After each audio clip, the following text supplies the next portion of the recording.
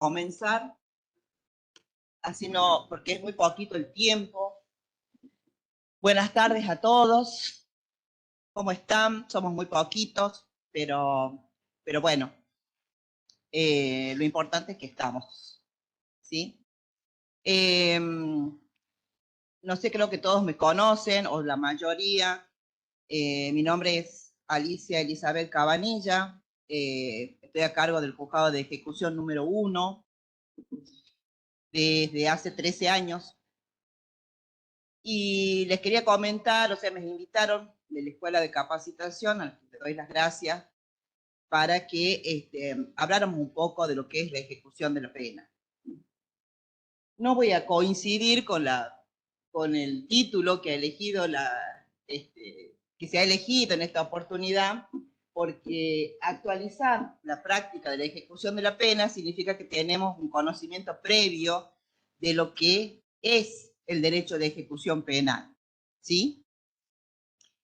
El derecho de ejecución penal es una rama especializada que comprende todas las sanciones penales del artículo 5 del Código Penal, ¿sí?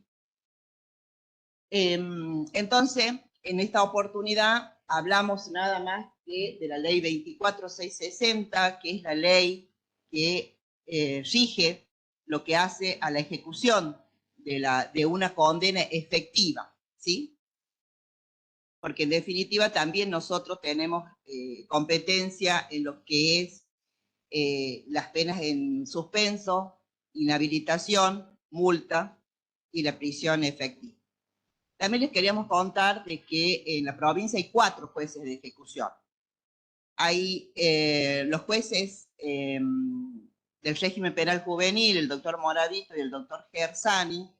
Ellos también son jueces de ejecución del régimen penal, por el fuero de atracción, ¿sí? También ejercen la misma materia, pero bueno, con una distinta aplicabilidad con respecto a los menores adultos.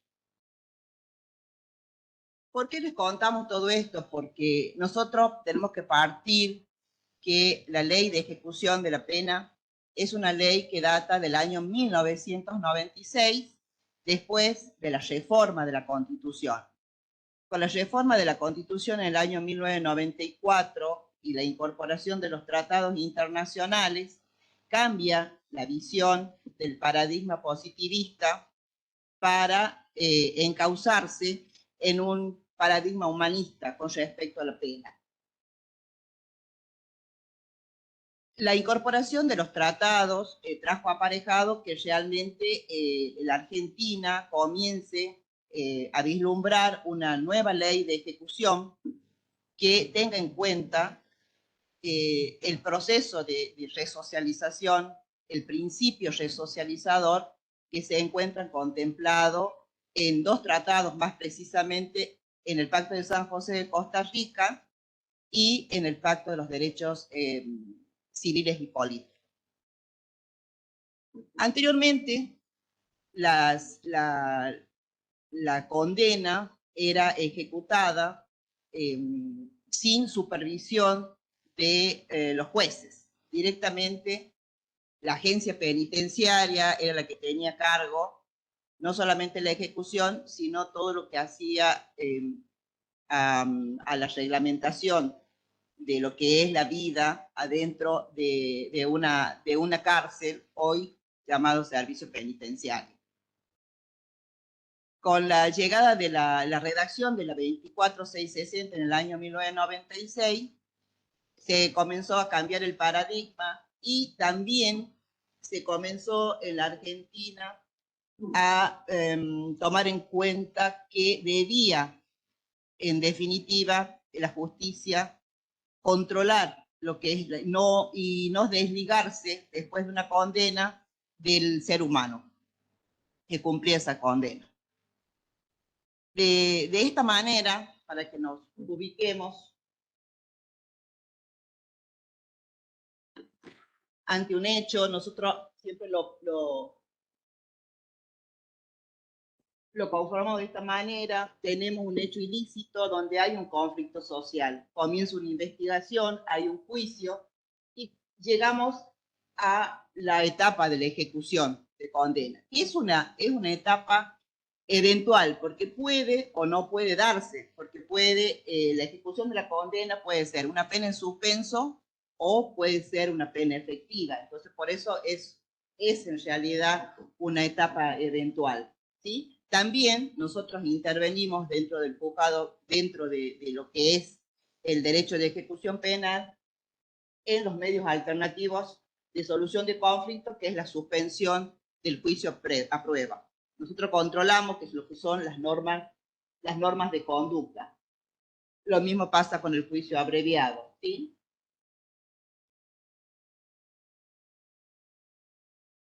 En la etapa de la ejecución de la condena, nosotros tenemos varios periodos.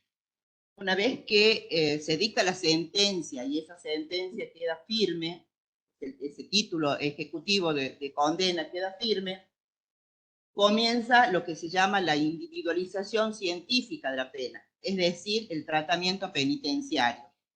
Ese tratamiento penitenciario se divide en 4 periodos, quizás en 5, también depende de la condición del condenado, si es primario o es reincidente.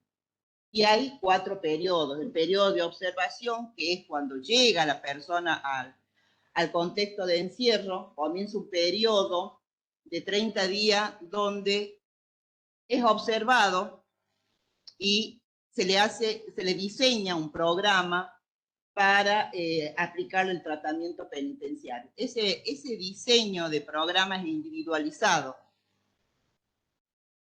¿En qué consiste? Consiste en una evaluación de varias disciplinas de un equipo técnico criminológico que se ocupa, que son varios profesionales que se encuentran en ese equipo técnico criminológico del servicio penitenciario y hacen una evaluación.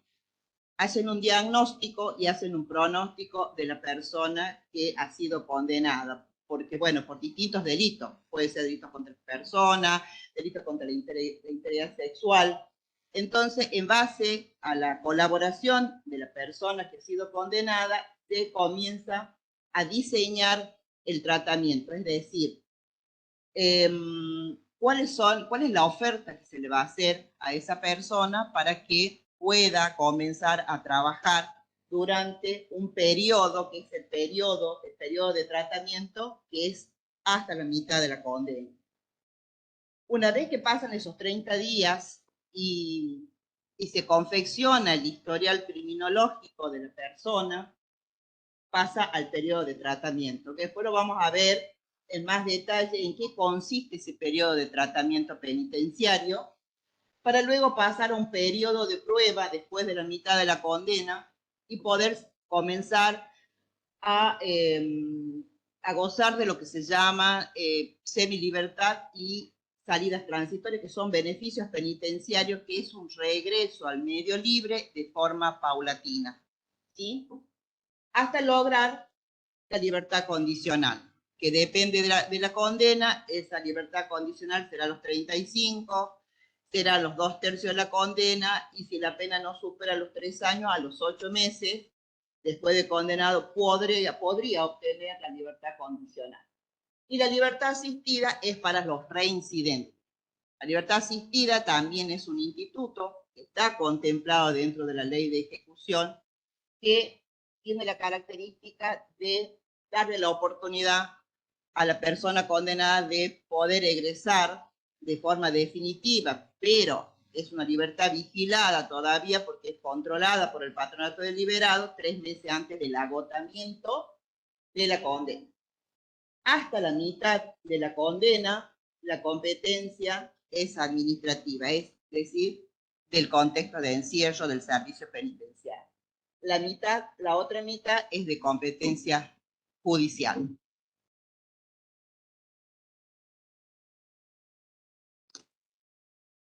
La vigencia, vamos a hacer un análisis primero de la ley cuando entró en vigencia la 24660, fue sancionada el 19 de junio del año 1996 y promulgada el julio del mismo año.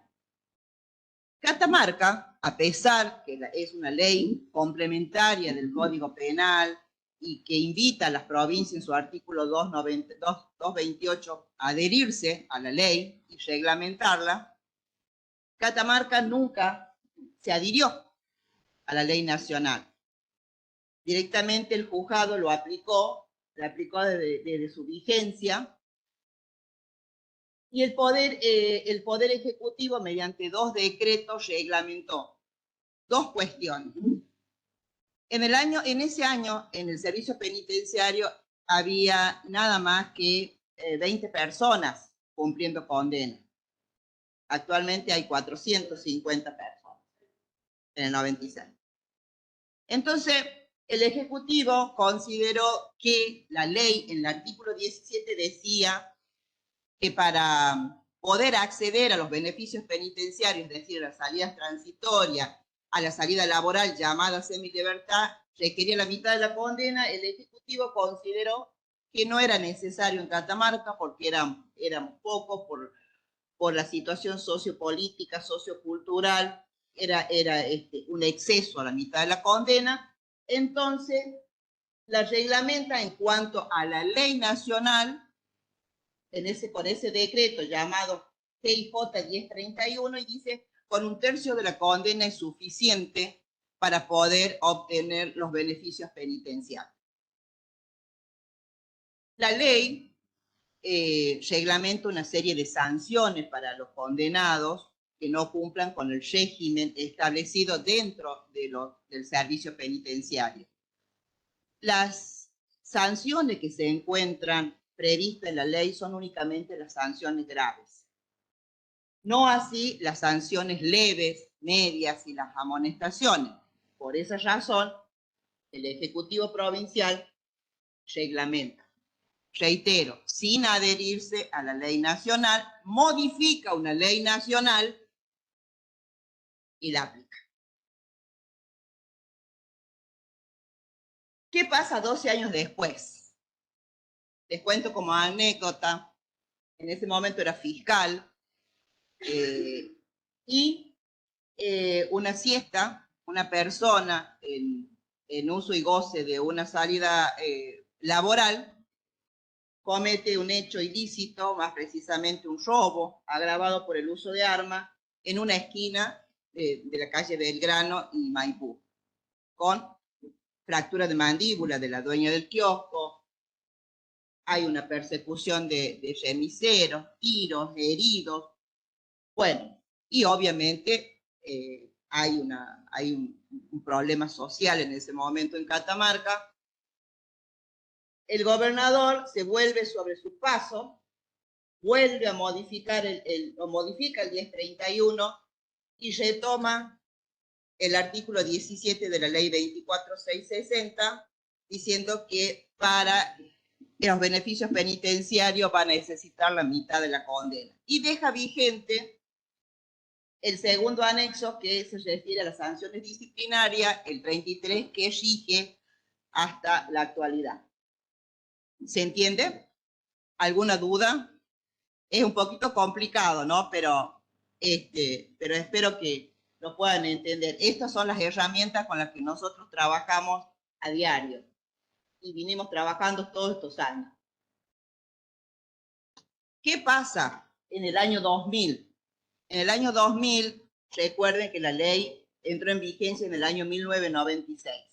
Catamarca todavía se regía por un decreto del gobierno de facto, el 412/58, el servicio penitenciario. O sea, el Poder Judicial no controlaba absolutamente nada. Todo en ese momento dependía alguna cuestión de las cámaras del crimen, es decir, de las cámaras de sentencia, hasta la sanción de la ley 24660 en el año 1996. Entonces, en este movimiento de creación de justicias de ejecución penal, Catamarca se interesa, el legislador, porque ya una provincia que había estado, ya estaba implementada. La provincia de Salta fue una de las primeras provincias, y en Latinoamérica, desde el año 1924, Brasil ya tenía su juez de ejecución, sus jueces de ejecución, porque comenzaron con 2, ¿sí? Mientras Europa ya lo tenía, y ellos le llaman a los jueces de vigilancia, pero ellos tienen competencia únicamente en las penas efectivas, no tienen competencia como nosotros en las otras penas, en las otras sanciones penales que establece el artículo 5.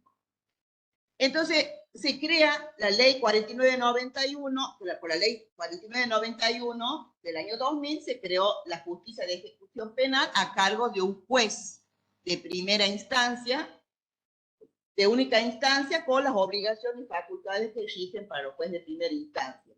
Para entender en todo lo que hacía en ese momento, estaba vigente la 4676, que es el antiguo Código Procesal, el anterior al nuevo. Esa era la ley 4676. Estaba muy bien esa ley en principio porque reglamentaba todo lo de la ejecución de la pena. No solamente las penas efectivas, sino también las penas en suspenso, las reglas de conducta, prisión domiciliaria. Tenía, la verdad que era un abanico de normas que nos hacía mucho más práctica, le hacía mucho más práctico al juez en ese momento la aplicación de la ejecución de la pena. Pero lo bueno no dura mucho. ¿Cómo?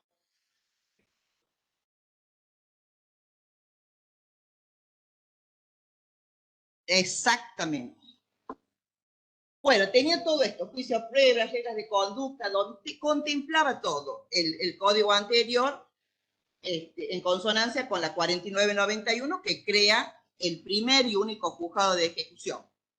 Bueno, que en ese momento lo estrena el doctor Guillermo Mondegui, y tuvo 9 años, desde el año 2000, junio del 2000 hasta noviembre del 2009, a cargo del juzgado de ejecución número 1. La ley 5097, que es el código actual procesal penal, con vigencia a partir del 19 de noviembre del año 2004, en su artículo 546, la deroga el anterior código, obviamente lo tiene que derogar, y con ella se deroga todo lo que es materia de ejecución penal. Todo, no deja absolutamente nada. Para desgracia nuestra, el nuevo código,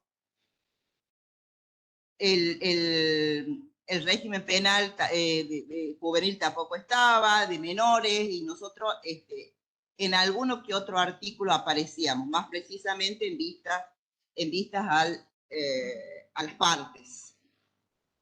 Sigue hasta la actualidad en cabeza de los tribunales de sentencia el cómputo y algunas cuestiones de ejecución. Todavía no se ha modificado eso. Habla del juez o el presidente del tribunal, no habla del juez de ejecución. Nosotros estamos sin una reglamentación con respecto a eso, ¿sí? Pero hacemos el trabajo de, a pesar de que está establecido de esa manera en el Código Procesal, nosotros hacemos el trabajo que le corresponde al Tribunal de Sentencia.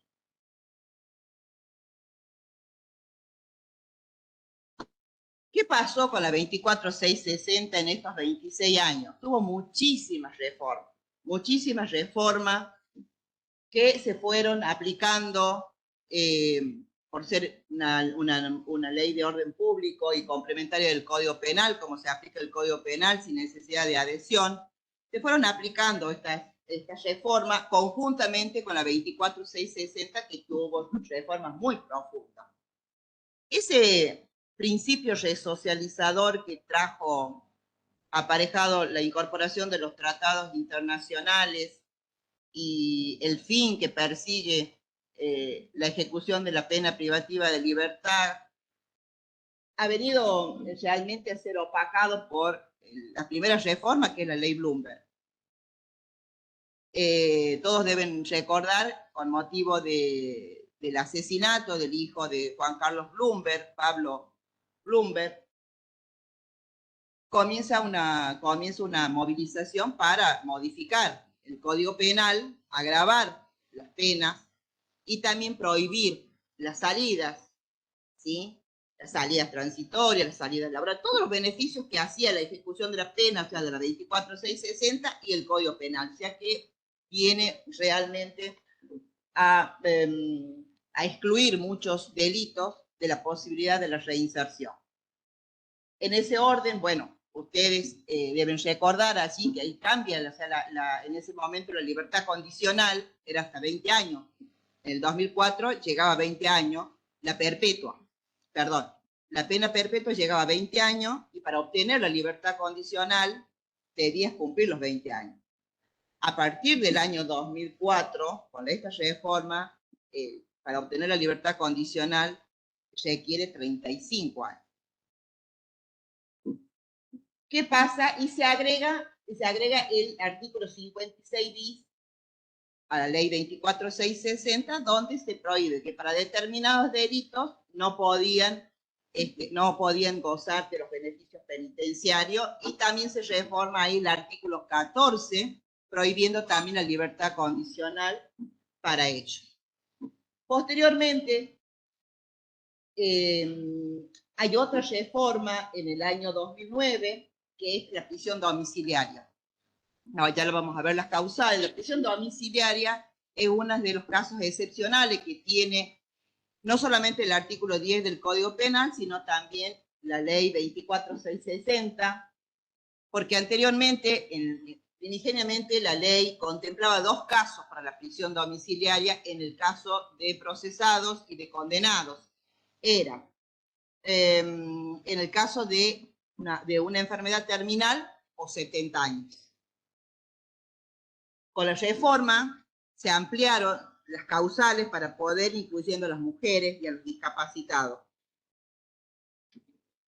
Posteriormente aparece la nueva reforma, que es la ley de estímulo educativo, todo en la 24660. Por eso el título de esta charla, justamente, que es hablar de la reforma. Comienza la 26695 a regir a partir del 2013 y reforma muchísimos artículos de la ley 24660, dándole la posibilidad y reconociendo el derecho de todos aquellos que estudiaran, los condenados que estudiaran, porque antes realmente estaban obligados a alfabetizar.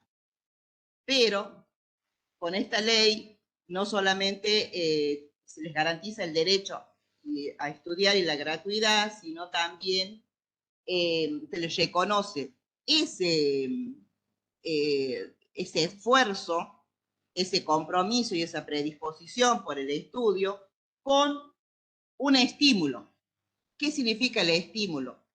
Ustedes vieron que la condena se fracciona y al tener que, al lograr a la mitad de la condena, poder lograr salir el condenado, con un estímulo puede lograr salir unos meses antes, ¿sí? Lo mismo pasa con la libertad condicional. Cuanto más curso, cuanto más educación se comprometa, entonces puede lograr acceder más rápido a su libertad condicional, que no es un requisito solamente a cumplir la educación. El requisito para salir extramuro debe estar acompañado con lo conceptual y con lo conductual, que es el trabajo también en el contexto, el compromiso que pueda tener con el tratamiento penitenciario y también la observancia regular de las normas carcelarias.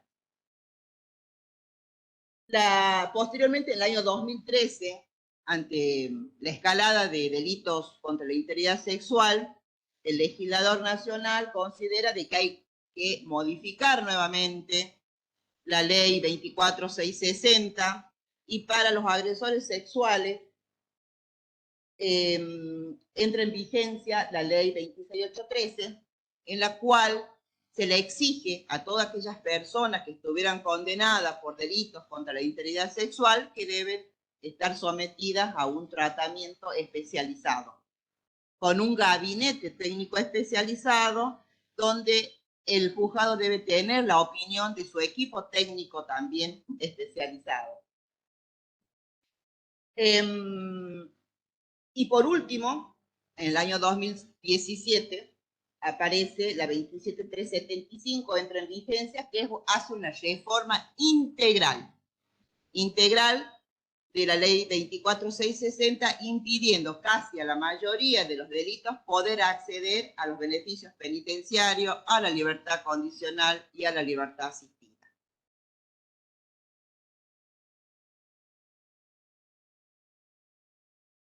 Así las cosas, con la ley Bloomberg, lo primero, son muy poquitos delitos los que se excluyen. Lo que se excluye de los beneficios era el 80, inciso 7, es decir, el homicidio crimen causa, año 2004. Homicidio en ocasión de robo, el delito contra la integridad sexual cuando resultare la muerte de la víctima, el secuestro extorsivo seguido de muerte, ¿sí? El homicidio en ocasión de robo y el secuestro extorsivo último paso. Esto eran una gama establecida en su momento de delitos que quedaban excluidos de los beneficios, ¿sí? Y aparte de eso también se había incrementado la escala penal. Ahí en el artículo 25892 es la que modifica el Instituto de la Libertad Condicional y lleva de 20 a 35 años ya el requisito temporal para el acceso de la libertad condicional, ¿sí?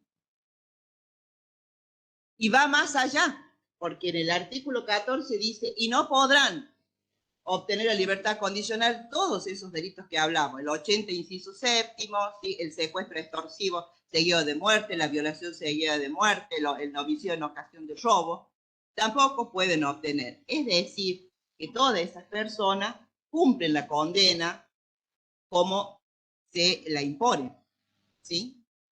Si es perpetua, es perpetua, y si es una pena temporal, como el homicidio en ocasión de robo, 11 años, 11 años, ¿sí? Hay una nueva modificación donde le permite un año antes de agotar la condena de poder incorporarse paulatinamente también en esos casos que no tienen beneficio. Esos son. Después llega la 26472, que es la prisión domiciliaria, que reforma no solamente el Código Penal, sino también reforma el artículo 32 de la ley 24660, y como vemos, agrega muchísimas causales más para la prisión domiciliaria, ¿sí? Y también modifica el Código Penal. Les había adelantado que primigeniamente se contemplaba únicamente las enfermedades terminales y las personas de 70 años podían ingresar, podían solicitar la prisión domiciliaria. Ahora se contempla las personas que padezcan alguna patología que no pueda ser tratada dentro del contexto de encierro o el servicio penitenciario, pero que tampoco puedan estar internadas en un hospital, ¿sí?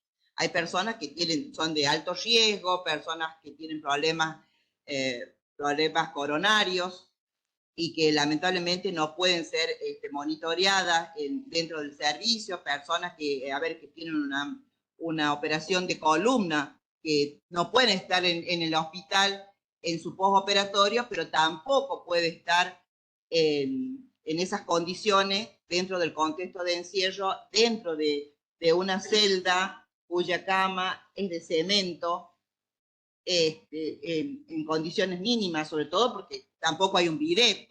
Entonces, ese también es una situación que atenta contra el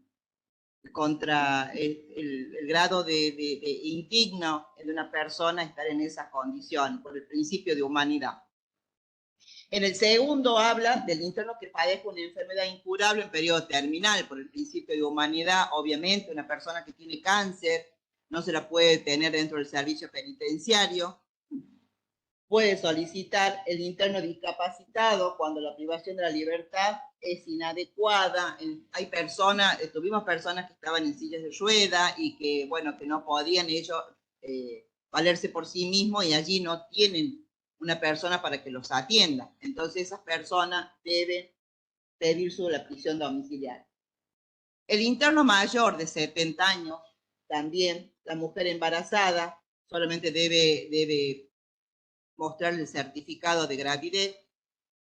La madre de un niño de menor de 5 o con un niño discapacitado. Son las causales que ha venido a modificar la ley 26472 y que ha traído esta gama de causales para poder solicitar la libertad y también modifica el Código Penal en su artículo 10.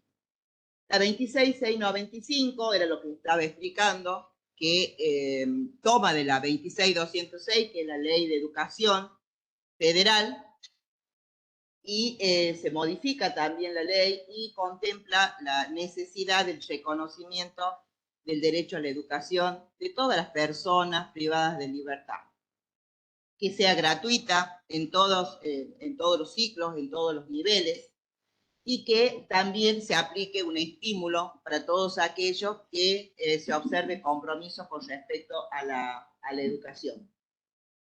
Inclusive pueden cursar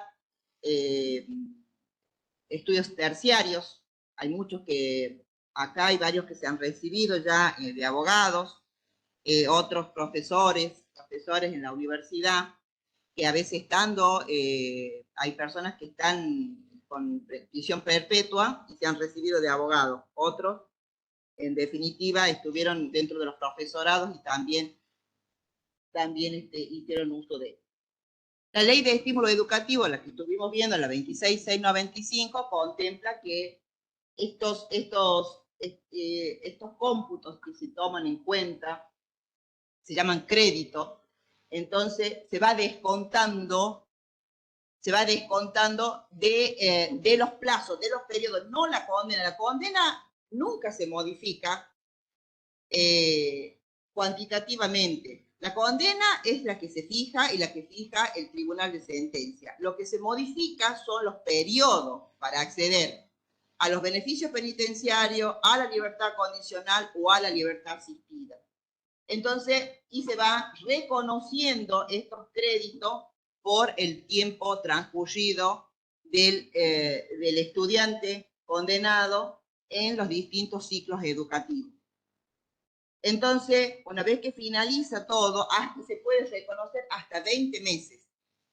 Hay muchas personas que han logrado su libertad condicional con muchísimos meses de anticipación, no solamente por haber estudiado y haber logrado el estímulo educativo, sino que estuvo acompañado con lo conductual y conceptual, que es un requisito indispensable para la aplicación y para la obtención del beneficio que solicita.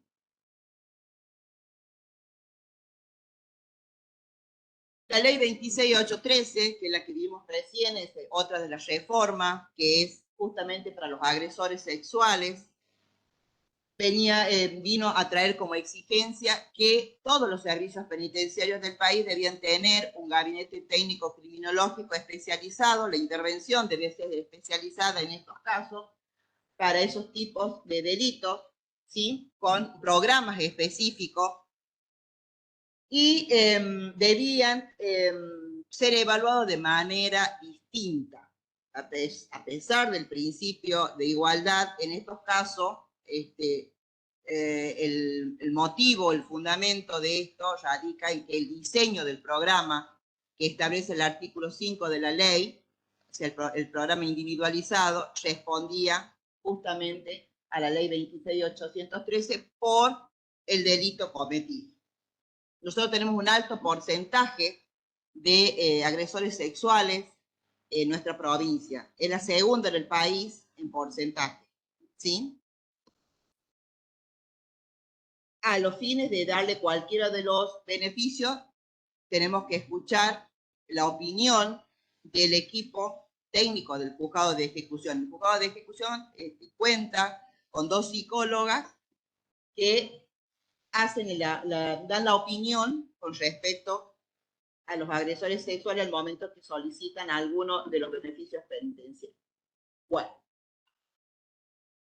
La 27375 es la que vino a dejar prácticamente sin efecto la 24660, porque lamentablemente dejó afuera, excluyó muchísimos delitos de la progresividad, de la posibilidad de obtener el periodo de prueba, es decir, los beneficios penitenciarios, la libertad condicional. Antes eran poquitos, era el homicidio criminis causa, el homicidio en ocasión de robo, el secuestro extorsivo seguido de muerte y la violación seguida de muerte.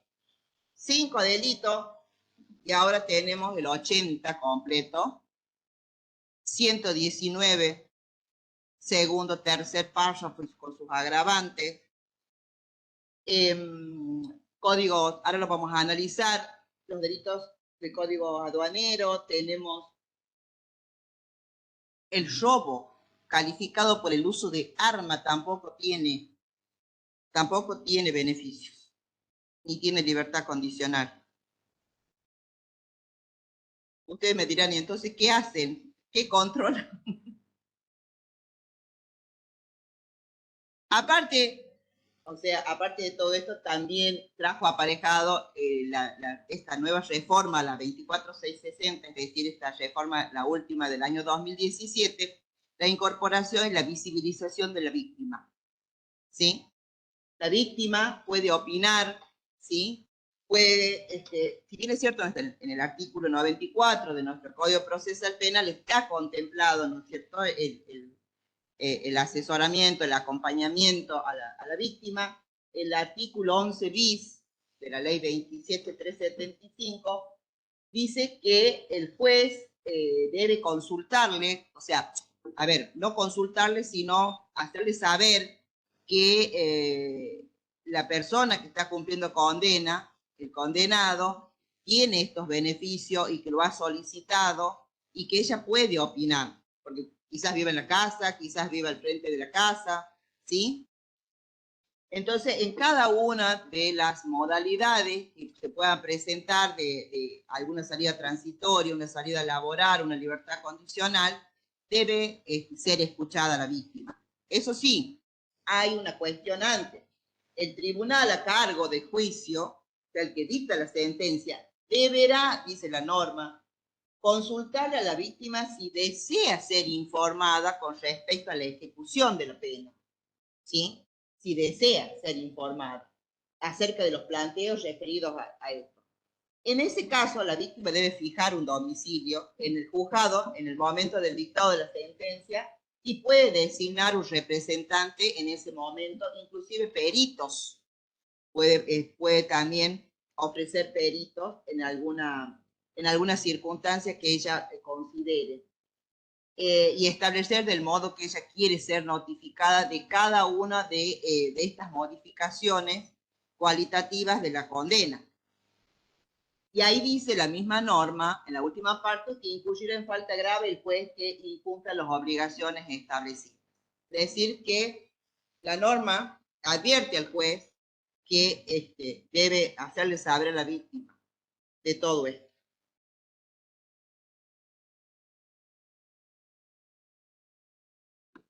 Siguiendo con las modificaciones de la 27375 a la ley 24660, ahí en el artículo 30 modifica por el 56, que tenía apenas, recuerden, 5 delitos excluidos, y empieza. Homicidios agravados previstos en el 80 completo. Delitos contra la integridad sexual, salvo el abuso simple, todo lo demás quedan excluidos de los beneficios penitenciarios, o sea, de la progresividad.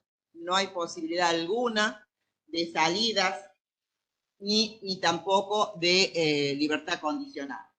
Privación ilegítima de la libertad, o sea, todo lo que estaba anteriormente.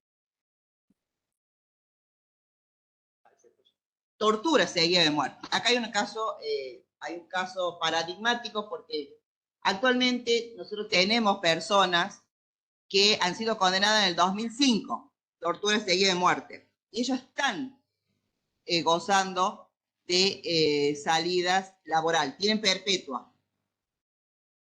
Pero ellos no estaban o sea, la reforma se hizo ahora. Entonces, ellos por eso pueden gozar de los beneficios. Y bueno, la libertad condicional son 35 años. Si está en el 2005, hay que esperar. Los delitos previstos en el 165, homicidio en ocasión de robo, robo agravado por el uso de armas, secuestro extorsivo, amenazas agravadas. Bueno, en este caso también el QINC, que habla justamente de aquellos que intervengan contra el Estado, financiamiento de terrorismo, después ley de estupefaciente en el caso de narcotráfico y delitos que establece el Código Aduanero. Ninguno de ellos podrá obtener ninguno de los beneficios establecidos en la 24660, ni tampoco libertad condicional ni así. ¿Qué pasó 26 años después? Que tanto veníamos hablando que Catamarca no hizo nada, que no se adhirió a la ley 24660 nunca, que se reglamentó por decretos del gobernador. Un buen día nos invitó la legislatura, el doctor Moravito,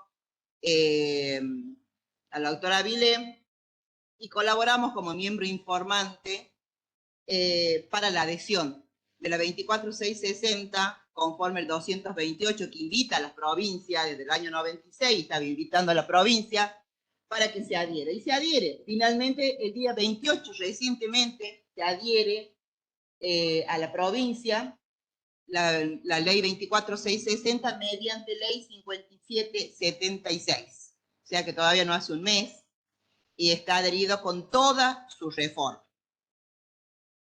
Y le pide al Ejecutivo que le da un plazo de 120 días para que se reglamente. Sin perjuicio que la última reforma, la 27375, prácticamente reglamentó la 24660. ¿Sí? ¿Se entiende hasta acá?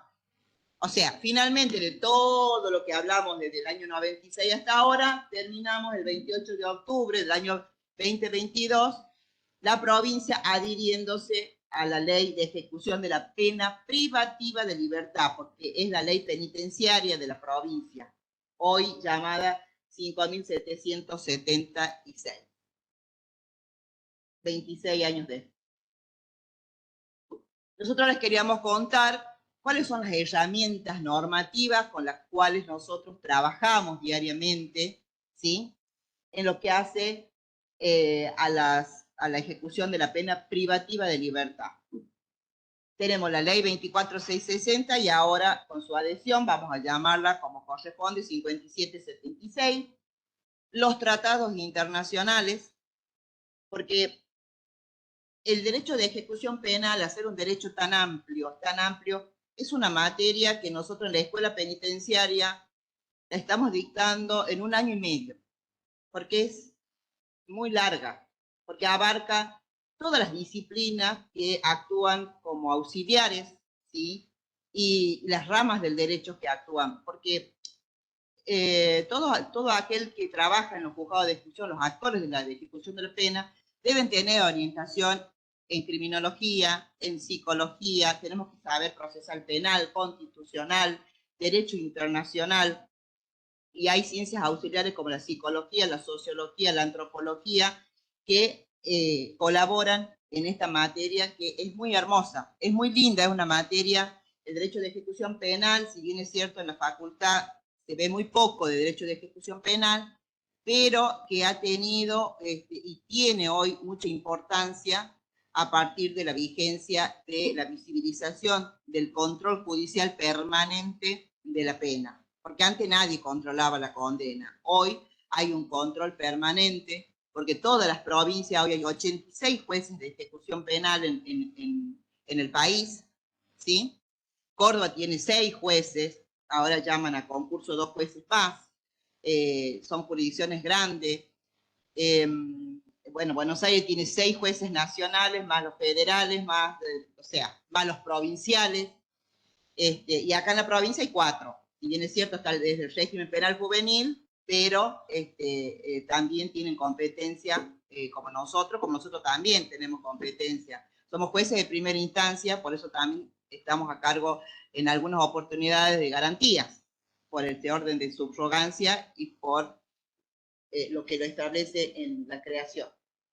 Bueno, los tratados internacionales, nosotros, es una herramienta fundamental para nosotros, no solamente porque es la base de la ley de ejecución de la pena, es el motivo por el cual justamente se redactó esa ley, más precisamente el Pacto de San José de Costa Rica, el Pacto de los Derechos Civiles y Económicos, que habla de que la ejecución de la pena será para la readaptación y que el tratamiento penitenciario justamente va a ser programado y tiene su fin en la resocialización. Eso está contemplado en el artículo 1 de la 24660, donde establece que la pena privativa de libertad tendrá como finalidad, ¿no es cierto?, que el condenado adquiera la capacidad de comprender y respetar la ley, ¿sí?, y que pueda entender la gravedad del daño causado, como así también la sanción impuesta, y lograr que la sociedad lo apoye y lo comprenda, que es un poco difícil hoy por hoy con todo lo que está pasando, ¿sí? Pero bueno, con quizás un poco de participación de la ciudadanía, porque hoy por hoy los contextos de encierro son contextos de encierro donde no se habla de lo que no se habla, de lo que no se monitorea, simplemente son depósitos de personas. Y en realidad toda la sociedad tendría que involucrarse en todo esto, conocer todo esto. O sea, no es, nosotros los jueces de ejecución no somos jueces de la cárcel. Sos el juez de la cárcel. Ojalá, si fuera un juez de la cárcel, sería muy fácil la ejecución para nosotros porque la agencia penitenciaria depende del Ejecutivo y ellos están ahí. Nosotros decimos sí o no, pero lo nuestro es mucho más amplio. Tenemos más causas, o sea, más condenas en suspenso o soluciones alternativas como la probation que penas efectivas. Aparte, Catamarca es una de las provincias que tiene la población carcelaria más pequeña del país. Es lo que hace Azul en Buenos Aires. Buenos Aires en este momento tiene 38.000 personas privadas de condenados, sin procesados. Nosotros tenemos en total 300. ¿Sí? Condenados tenemos entre los dos juzgados 240. Condenados 240.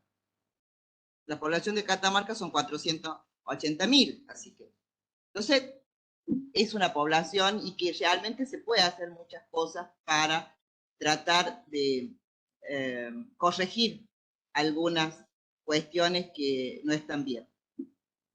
Bueno, la regla, el soft law, que le llamamos nosotros, el soft law es todo aquello que, si bien no tiene jerarquía constitucional, pero nosotros la aplicamos, son reglas de Mandela, o las reglas mínimas, las reglas de Tokio, que habla justamente de la mínima intervención, y justamente el evitar de las condenas efectivas, las reglas de Brasilia, las reglas de Bangkok con respecto a las mujeres, tener en cuenta a las mujeres embarazadas, que su cumplimiento sea realmente de una forma que no afecte y no que se aplique el principio de intrascendencia de la pena con respecto a los niños.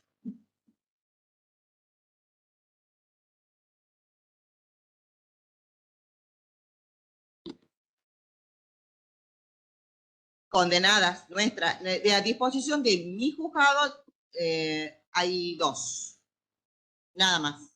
Federales hay 4, bueno, que están, porque son extranjeras algunas están por venta de estupefacientes.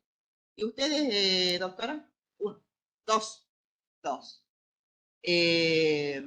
Así que, bueno, las 2 que están con perpetuo, una tiene salida ya transitoria porque está de vieja data, y hay 2 que están con prisión domiciliaria por niños, por el interés superior del niño, están con prisión domiciliaria, así que, bueno, es muy poquito, absolutamente, y hay una que está en situación de poder salir con la salida laboral, pero bueno, tiene problemas de sus manos, tiene artritis, artrosis, y bueno, pero ¿cuál es la competencia? O sea, ¿cuáles son las facultades que tiene el juez de ejecución? Las facultades son pocas, son 4, pero son bastante importantes. De decisión, porque nosotros decidimos, o sea, más allá de escuchar a las partes, lo que puedan proponer el fiscal o el defensor, la última palabra la tenemos nosotros al momento de decidir, ¿sí? Justamente esta charla era, les comento que era para los fiscales, hablar de la actualización de la ley, y bueno, ahí se amplió a todos, porque queremos oralizar. A partir de febrero se oraliza ya las audiencias, porque cuando pide un beneficio, un interno por lo general se envía el expediente al fiscal, se envía a la defensa y después se resuelve. Entonces ahora lo vamos a hacer directamente en audiencia rápido, ¿sí? Y aparte para el principio de inmediación con el condenado va a ser muy interesante. Y sobre todo escuchar a todos los que opinan, porque para lograr un beneficio tiene que pasar una serie de actos, ese beneficio. Debe opinar el Gabinete Técnico Criminológico del Servicio Penitenciario, debe opinar el Consejo Correccional, debe opinar el director, debe opinar el fiscal, debe opinar la defensa, ¿sí? Y recién opina el juez, recién decide el juez, y esa decisión únicamente es atacada por el recurso de casación. O sea que entonces tenga la oportunidad de escuchar, de saber quién es su defensor, porque a veces, bueno, los defensores a veces lo conocen, a veces no lo conocen, no saben, se confunden, porque no es fácil llegar condenado al servicio penitenciario. De repente hoy estás en tu casa y mañana dormís en un lugar donde convivís con muchísima gente, no sabés qué pasó, y como dicen ellos, no me cayó la ficha, o sea, de repente se dan cuenta porque un compañero le dice, ¿qué te dieron? Esa es la pregunta. No, perpetua. Ah, 50 años. O sea, de repente 50 años. A veces creo que pasa mucho tiempo hasta que ellos se dan cuenta realmente de la gravedad de una condena. O sea, a la hora de aplicar una condena, a mí como juez de cámara, desde el 2010 estuve en las cámaras y tuve que aplicar perpetua porque, bueno, la ley así lo mandaba, ¿no? Pero me costó mucho, porque nosotros que caminamos el servicio penitenciario y estamos codo a codo con el sufrimiento, el dolor, el arrepentimiento, la falta de esperanza. Aparte es como el cementerio, porque de repente todo el mundo te va olvidando. O el cementerio cuando se muere un ser querido vas seguido, después ya vas menos y después dejas de ir. Bueno, lo mismo pasa con ellos. Terminan siendo abandonados. En definitiva, cada vez que vamos quieren conversar y quieren contarnos y nos averiguan cosas porque necesitan del mundo exterior. A pesar que tienen la escuela, ¿sí? A pesar que tienen actividades donde el mundo exterior se mezcla con ellos y les muestran un poquito de lo que pasa, ¿sí?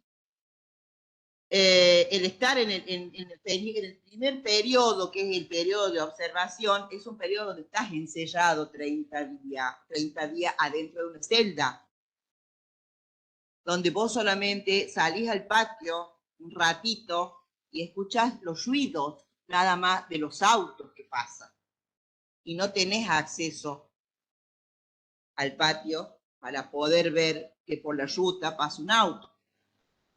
Y eso se puede prolongar, porque a veces pasa que ese shock que se recibe en una condena y los hace un poco rebeldes, ¿sí? Entonces, hay que estar y transitar esa condena. es durísimo porque pasan los años y las esperanzas cada vez y los afectos se van olvidando, porque la familia los va abandonando y terminan solos, y terminan enfermos, y se terminan muriendo, ¿sí? Bueno, esa es la competencia nuestra, la decisión en todo lo que hace los incidentes, en todos los beneficios, libertad condicional, libertad asistida, prisión domiciliaria, semidetención. Actuamos también como tribunal de apelación cuando se cuestiona, el interno cuestiona las sanciones disciplinarias o lo conceptual y conductual. Ellos son calificados trimestralmente con una calificación alfanumérica. Y esa calificación alfanumérica puede no estar de acuerdo el interno, porque también hay subjetividades ahí adentro, ¿sí? Que hace que también a veces el personal pueda calificarlo sin tener en cuenta realmente el esfuerzo, la progresividad, el esfuerzo significativo que lo llevó a él a cumplir con todas las tareas asignadas en el diseño del tratamiento penitenciario, pero la nota no responde a las expectativas de él. Entonces eso puede ser cuestionado a través de una apelación y nosotros intervenimos en los dos. En las sanciones tenemos 60 días. Si nosotros en 60 días no resolvemos, esa sanción queda firme y recién el director está facultado para poder aplicar esa sanción. En el caso de las calificaciones, nosotros también hacemos una averiguación acerca de qué es lo que ocurrió, cuáles son las actividades, a las distintas áreas pedimos informe y podemos nosotros promoverlo en la calificación. Es decir, nosotros podemos promover si consideramos que esa calificación es injusta. De conocimiento, nosotros tenemos conocimiento de todo, nadie puede salir del penal sin orden del juez. En el caso de los procesados, el juzgado de garantía, fiscalía, apelaciones del tribunal, nadie puede mover, salvo que sea, ¿no es cierto?, que esté corriendo riesgo, ¿sí? Riesgo de vida, entonces sí, nos comunican por teléfono, pero si no, todo egreso de las personas privadas de libertad, ya sean procesadas o condenadas, deben ser autorizadas por la autoridad competente en el caso específico. Consultivas, nosotros tenemos facultad de supervisión en los establecimientos penitenciarios a través de la norma del 208 de la ley 24660 y nos faculta para hacer intimaciones al director y exhortaciones al ejecutivo, que es el que tiene a cargo la ejecución de la pena, ¿sí? Y se le advierte sobre lo que nosotros podemos, en las visitas, podemos observar con respecto a todo. No se olviden que todos los derechos están garantizados. El único derecho que él tiene limitado es el derecho ambulatorio, el derecho realmente de poder estar en sociedad. Pero todos los derechos, religión, de comunicación, educación, salud, vivienda, vestimenta, alimentación, nosotros tenemos que garantizar como somos juez de garantías de ello. Esos son todos los derechos centrales de que tienen que observarse dentro del contexto de encierro. El derecho de comunicación, ahora lo vas a ver, pero que ellos tienen derecho a tener una radio, de recibir correspondencia, de recibir visita, ¿sí? De comprar el diario, de tener un televisor, ¿sí? Todos los pabellones tienen su teléfono y las personas de escasos recursos, el servicio les otorga llamadas, videollamadas al interior a través del WhatsApp. Y todos los pabellones tienen para tarjeta, pero bueno, no todo el mundo tiene para comprar una tarjeta. Porque no sé qué pasó con los principios básicos, pero estaban todos ahí. ¿Están saliendo de poco? ¿Hay que ir apretando esto? Ay, pero te puedo creer. Ay, pero qué nivel todo esto.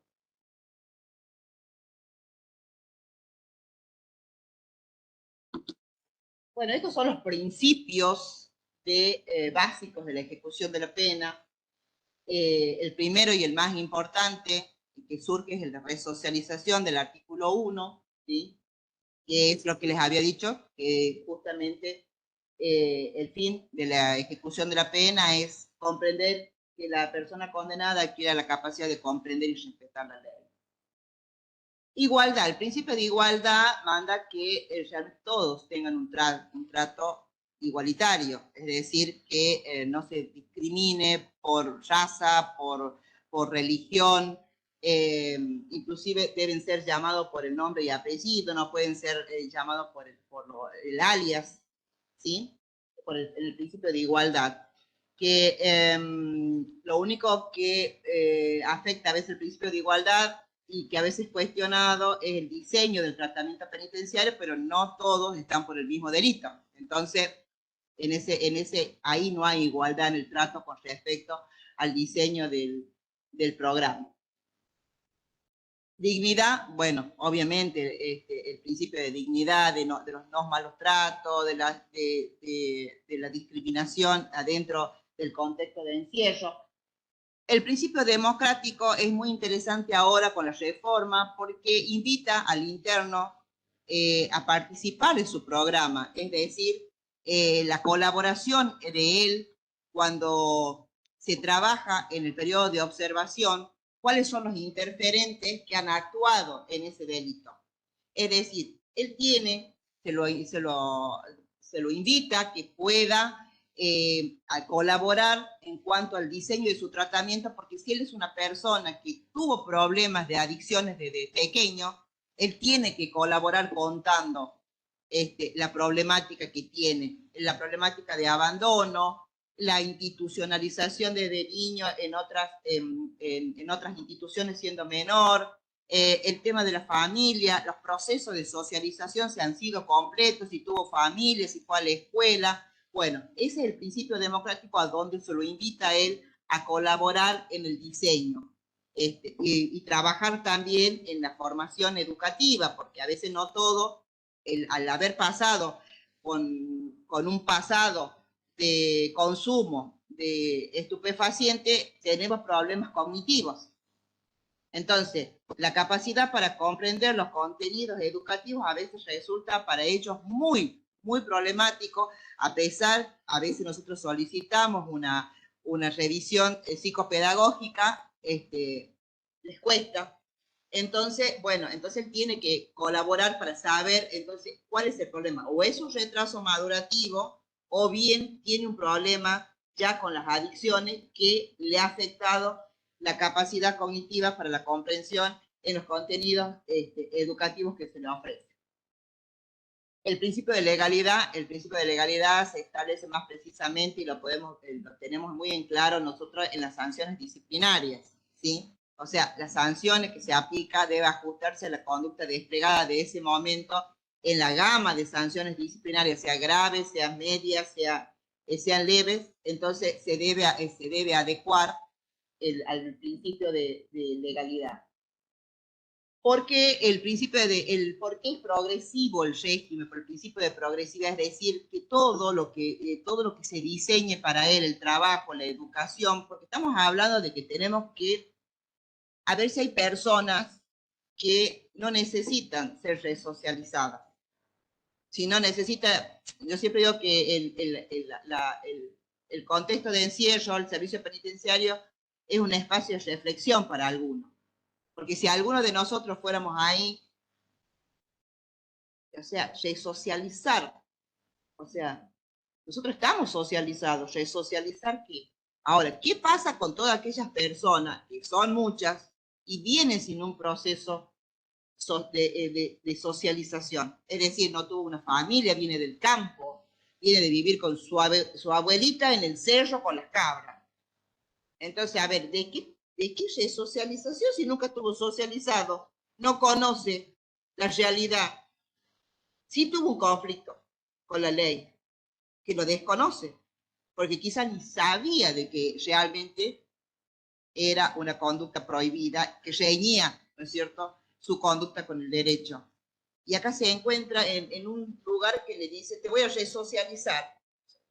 ¿Socializar? O sea, nadie, si vamos, alguno de nosotros, por X motivo, sabe leer y escribir, doctor Calla, y es abogado. O sea, a ver, y trabajó, y sí, a ver, es sano, y sí, y consume droga, no, alcohol tampoco, y entonces y empezamos a rascarnos la cabeza y pensar, ¿y qué le vamos a diseñar? Y bueno, vamos a tener que, psicológicamente, y quizás fue un momento o un homicidio culposo donde prendió un pucho y se le fue el auto.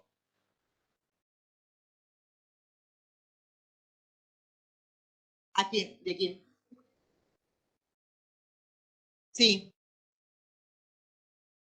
O sea, cómo hace el gabinete técnico del servicio? Bueno, eso nosotros venimos trabajando con el equipo del juzgado, capacitando constantemente a lo mismo en la escuela penitenciaria. Y nosotros, al hacer el diagnóstico y el pronóstico en el periodo de observación, una persona que ya tratamos que el tratamiento penitenciario se lo puede ofrecer desde un primer momento, David. O sea, hoy te procesa, hoy dicta la prisión preventiva, vos ya estás en condiciones de entrar al tratamiento previo, más allá que pueda ser absuelto, ¿sí? A la que no se les ofrece es a los que están con control de detención. Estando con prisión preventiva en su calidad de procesado, ya se les hace el tratamiento, se les ofrece, porque es voluntario, ¿sí? Entra al proceso de observación, ¿sí? Ya entra dentro de ese periodo de observación donde te sienta el equipo y te empieza, ¿no es cierto?, a preguntar cuáles son tus situaciones de vida pasadas, como decíamos nosotros en instrucción, ¿sí? Bueno, entonces si comenzás a contar, realmente ven el delito, todavía no hay sentencia, pero se advierte que estamos ante una persona robo reincidente, ¿sí? Entonces comenzamos a trabajar la familia, se empieza a preguntarle el uso de estupefacientes, por lo general el robo hay un interferente y es el uso y abuso de sustancias psicoactivas o bien alcohol, ¿sí? Y también familias criminógenas, porque ahí tenés que empezar a trabajar lo que nosotros llamamos en criminología la criminogénesis. O sea, ¿qué lo motiva a él? ¿Qué lo motiva? Compra droga. ¿Sí? O sea, es como en el caso de los agresores sexuales o la pornografía. ¿Qué te motiva eso? O sea, apetito sexual o lo que vos le quieras llamar, pero no te motiva comprar droga. Te motiva otras cuestiones, ¿sí? Cognitiva, que eso lo van a ver la licenciada Cuello, va a, va a exponer en la última parte. Es muy lindo porque está el equipo técnico del juzgado y le va a traer casos prácticos de cómo se trabaja tanto el gabinete como el juzgado con las personas privadas de libertad. Y bueno, hay mucha casuística, mucho trabajo de campo que nosotros lo vemos a diario y es muy interesante en eso. Pero volviendo a la pregunta de David, es muy interesante toda vez que es verdad, la persona hay que empezar por la educación, ¿sí?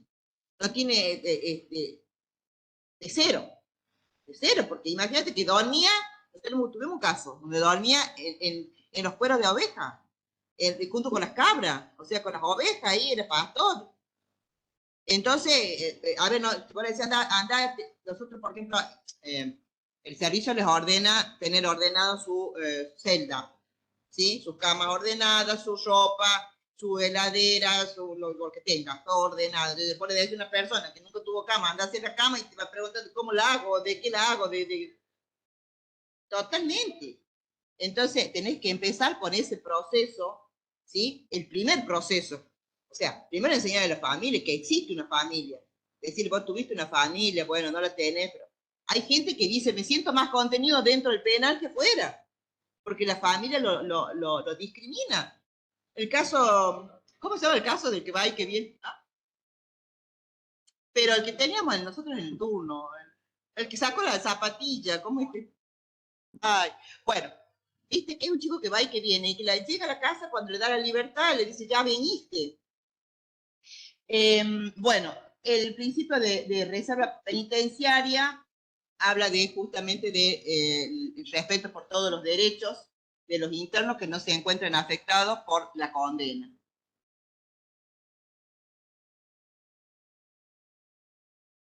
Vamos a tomar un poquito de agua. ¿Quieren hacer un cortecito para tomar un cafecito y ya terminamos?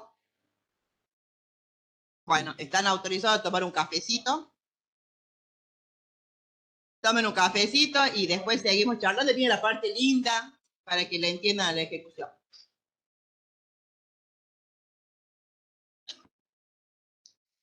Con respecto, ¿cómo hacemos para, a la hora de tener que hacer el cómputo y qué ley vamos a aplicar en el caso de que el hecho haya ocurrido hace un par de años atrás y la sentencia sea reciente, ¿sí? Nosotros hemos adoptado una solución salomónica y directamente va por la fecha de la sentencia, ¿sí? El fraccionamiento del cómputo, ¿sí? En la hora de hacer el cómputo tenemos en cuenta eso porque en definitiva hay hechos que no se puede determinar la fecha o que ha ocurrido hace un par de años atrás, entonces directamente por la fecha de la sentencia. Eso es lo que hoy ha motivado, en definitiva, es que la mayoría de las personas que están incursos en todo esto gama de delitos del artículo 30 de la 2375 no gocen de beneficio ni de libertad condicional ni asistida. Sin embargo, yo para no hacerles, no hacerlo más problemático al tema de hoy, que es un conversatorio, no es ni disertación, porque la disertación, digo, yo no diserto porque la disertación se refiere a un asunto y esto es muy complejo. Por esa razón nosotros lo hemos tomado de esa manera para hacerlo un poco más amplio. Volviendo al tema de él, hoy por hoy se toma en cuenta la sentencia y se practica el cómputo y bueno, si no tiene beneficio, no tiene. Es muchísimos los delitos que están hoy excluidos de los beneficios penitenciarios y bueno, y trae el problema el encierro, porque justamente la progresividad y lo que el fin de la ejecución es justamente que lograr esa reinserción y la limitación mínima dentro de los espacios cerrados. Entonces, aparte, hoy se ha incrementado también la actividad delictiva y eso va a traer problemas en algún momento, ¿sí? Mucha gente dentro del contexto, sin demasiada oferta que pueda sostener y contener a tantas personas en esta situación. Yo creo que en algún momento se va a modificar todo esto y bueno, luego buscar otra solución que no sea el encierro de por vida, porque si no vamos a tener gente que se va a morir adentro. Ese es el problema que hoy tenemos los jueces de ejecución, ¿sí? Porque quizás nosotros no nos olvidamos del hombre, no miramos el delito, miramos el hombre, si nosotros nos ponemos a mirar la sentencia, pero nos morimos. Entonces tratamos de trabajar con ese ser humano que está en conflicto con la ley, que hay algo que no entendió, hay algo que no pudo manejar y que bueno, que hay que tratar en lo posible de sostenerlo, pero bueno, eso es un trabajo del Ejecutivo, para eso necesita recursos materiales, recursos humanos, que hoy por hoy no hay. O sea, no se distrae un presupuesto que pueda compensar todo aquello que requiere hoy un tratamiento que sí lo tienen los servicios penitenciarios federales. Los servicios penitenciarios federales tienen muy buen presupuesto porque ellos dependen directamente del Congreso, el presupuesto de ellos. Inclusive, no solamente los recursos, ellos, o sea, no puede ingresar nadie al Servicio Penitenciario Federal que no tenga un conocimiento y una preparación en criminología. Es imposible. En todos los profesionales, aún los auxiliares, que estamos hablando de las áreas programáticas como sociología y psicología, porque nosotros trabajamos mucho con el área social, para los trámites, a la visita, no es lo mismo una visita, una salida transitoria, donde esa persona viene con una progresividad buena, ¿sí? Y que pueda llegar a un hogar, a su hogar, y que es un hogar criminógeno y que puede realmente afectarle esa progresividad para lograr el próximo periodo, que es la libertad condicional. Entonces, eso también tiene que estar preparado. Nos costó muchísimo hacerlo entender al personal del área social, de que no es lo mismo visitar en el momento de una salida transitoria un domicilio que al momento de la libertad condicional, porque el artículo 13 dice fijar domicilio. Y pasó en Córdoba que la persona dice, yo no tengo domicilio, y no por eso el servicio lo va a seguir teniendo y el juzgado le va a rechazar su pedido si reunieron las condiciones para llegar a ese tramo de la condena, ¿sí? Entonces dijo, yo pongo domicilio del 1 al 10, me siento en la vereda del patronato deliberado. Y bueno, el juez le hizo lugar. Le dijo, bueno, y sí, si no tiene dónde, voy a estar del 1 al 10, del 1 al 5, voy a estar ahí hasta que el patronato me vea, voy al patronato, estoy ahí, o sea, porque el control de la libertad condicional, como la asistida de la prisión domiciliaria, está a cargo del patronato deliberado. Patronato deliberado, realmente nosotros no contamos tampoco con herramientas y un patronato que esté en condiciones que nos pueda colaborar en todo esto, ¿sí? No porque tiene un solo personal, ¿sí? Que es la chica Massa, que está hace un montón de años, y el patronato deliberado no es solamente para los juzgados de provincia, son para los juzgados federales y de todo el país, porque si hay una persona que decide venirse de Tierra del Fuego a vivir a Catamarca, ¿sí? Es el patronato deliberado el que debe controlar también esa libertad vigilada, que es la libertad condicional, de que él permanezca en el domicilio que era fijado de antemano al momento de la propuesta de la libertad condicional.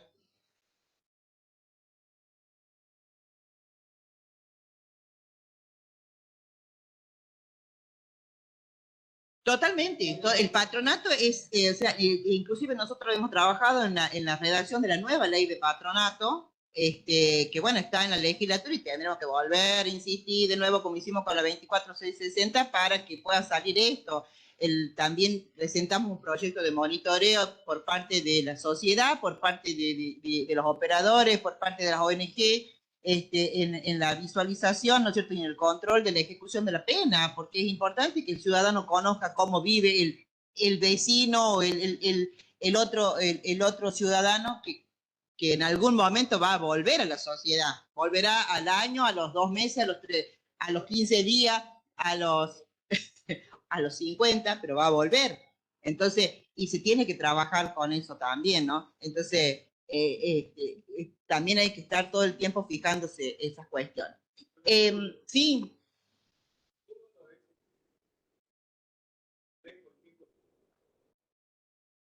Sí.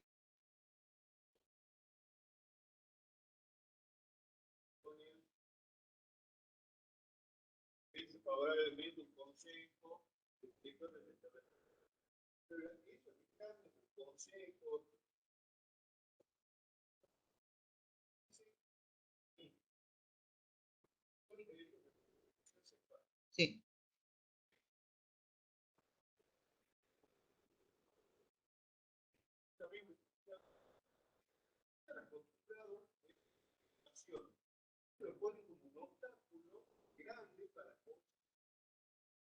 La experiencia favorable depende de la favorable de la el pronóstico de reinserción favorable.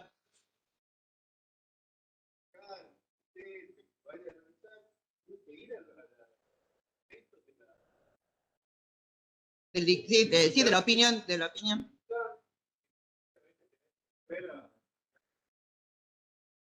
¿Cómo se articula la educación con un tipo, digamos,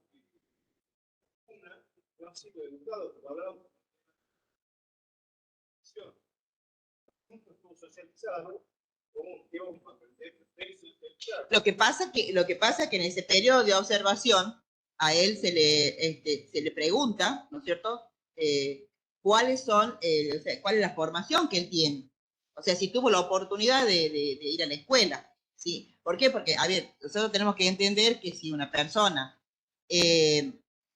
no fue a la escuela, no adquirió, ¿no es cierto?, las herramientas necesarias que te hace comprender y respetar la ley, entonces va a ser un poco difícil que vos encuentres un pronóstico de reinserción favorable. Entonces se lo invita desde el primer momento, desde el procesado, se lo invita a la escuela, porque la escuela está instalada dentro del penal.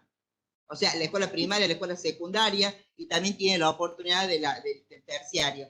Entonces, ahora, si no lo quiere tomar, entonces eso también va a jugar en contra en lo conceptual, porque acá lo obligatorio es el régimen penitenciario, es decir, las normas de disciplina, convivencia y orden dentro del servicio, como régimen de toda institución. Todo lo demás, dice el artículo 5, es voluntario. Se te invita a ir a la escuela, se te invita a hacer el tratamiento de adicciones, se te invita a hacer el tratamiento de agresores, se te invita. Ahora, lo tomas o lo dejas, nadie te va a obligar a que vos lo hagas. Pero la progresividad, o sea, el principio de progresividad, obviamente que se va a ver estancado.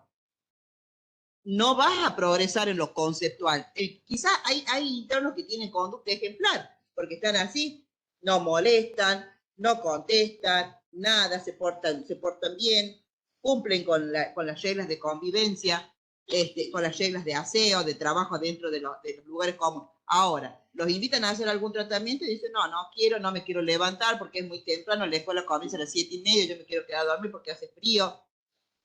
Bueno, en ese momento, y aparte de eso, la Constitución, el artículo 264, para nosotros es obligatorio en Catamarca la primaria y la secundaria, lo dice la Constitución, entonces es obligatorio. Ahora, ¿no lo quieres hacer? Bueno, no lo hagas, pero tampoco pretendas incorporarte a los periodos predispuestos en la ley. Entonces, eso también sí, o sea, el gabinete, el consejo va a tener en cuenta, lo mismo que si te ofrecen el tratamiento de la 26 de agresores y no lo querés hacer, o tenés un problema de adicciones, porque vos mismo lo manifestaste que venís con problemas de adicciones y te dicen, mira, hay un programa para vos y no lo querés hacer, y sí, no vas a progresar en lo conceptual, y eso se va a reflejar en las calificaciones, y eso va a hacer que el consejo va a tener una opinión desfavorable, que la va a acompañar por lo general el director y el fiscal, que se adhiere como un penitenciario más. Perdón, pero ¿por qué? Porque realmente si vos te pones a analizar, y sí, o por ahí también pasa, que a veces dice, no, porque no, y tiene conducta y concepto de ejemplar.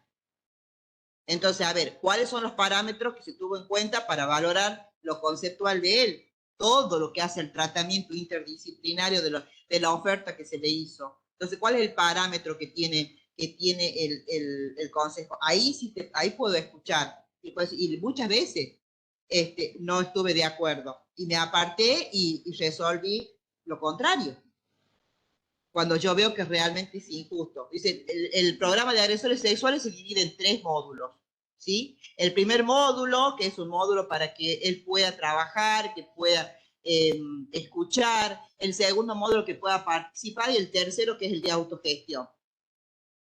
Y está en el tercer módulo ya de autogestión, es decir, que él trabaja con sus compañeros, ayuda, colabora. Y dice, no, porque no lo termino, o no, porque está en el tercer módulo. A ver, si también las salidas transitorias, o sea, la incorporación es progresiva afuera, no es que va a salir, se va a ir a la casa y no va a volver más. A ustedes van a ver ahora que las salidas comienzan desde las 12 horas hasta las 72 horas, ¿sí? Los federales, inclusive, que nosotros también hemos adoptado lo mismo, pueden quedarse a dormir un día en la casa, cuando realmente reúne las condiciones, porque tiene que comenzar a volver a su lugar, y comenzar y no que vaya y vuelva en 12 horas. Es muy interesante lo que va a hablar también la gente del gabinete, cómo trabaja, cuáles son las preguntas que hacen ellos. Bueno, y si tenemos la suerte de hacer un seminario quizás un poco más amplio, vamos a tratar de traer a alguien que pueda darles la opinión personal, una persona condenada, cómo se trabaja, cómo estuvo trabajando y cómo llegó él a obtener los beneficios que hoy conserva, y una persona con perpetua.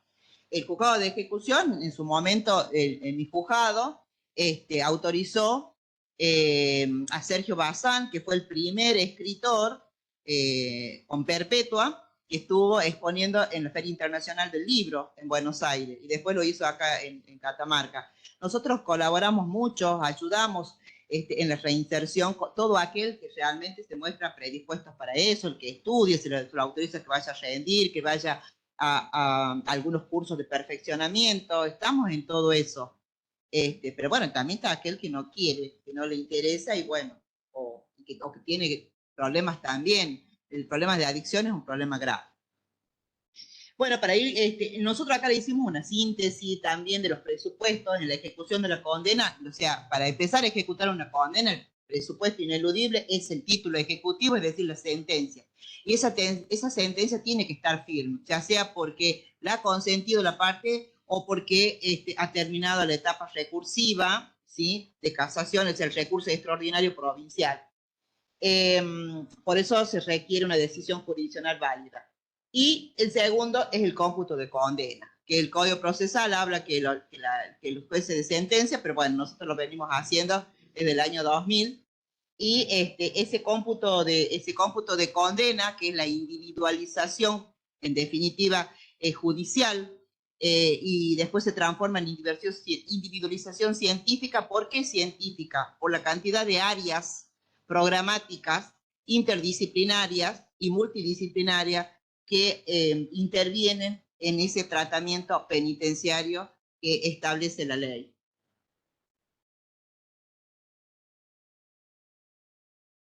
Ay, no se ve lo que... perdón, cierto. Bueno, el artículo 12 enumera, enumera en definitiva cómo se fracciona todo esto, cómo es el régimen cómo es la progresividad, que es el principio, el artículo 6 de la ley, cómo se va a fraccionar todo esto. Primero son los periodos, después vienen las modalidades básicas, los periodos, que ya lo vamos a ver, y bien después llegan las excepciones. En primer lugar, los periodos, acá es como que, a ver,